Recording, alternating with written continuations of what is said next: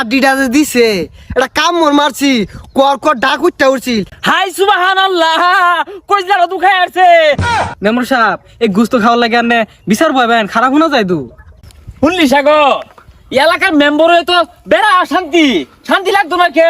সবে তো দাওয়াত দে, জিন হয়ে দাওয়াত হো, আমার বেড়াকে দাওয়াত দে। আহা গো কি শান্তি লাগে খাইতে, শুনছ? হ্যাঁ দাওয়াত লাগে গেছে এলাকা, আমি খবর পেলাম না। এ মেম্বার সাহেব খারুন খারুন, হ্যাঁ হ্যাঁ কিসে দাওয়াত তো কেতা শুন আমার নিউন যায় না। সর্বনাশ, তোর নিয়ম গেলে গিয়া তোর কি দাওয়াত দিছে? আর তোর দাওয়াত দিলে তো আমি লগে নিতাম না, তুই আমার বুদ্ধি হস না।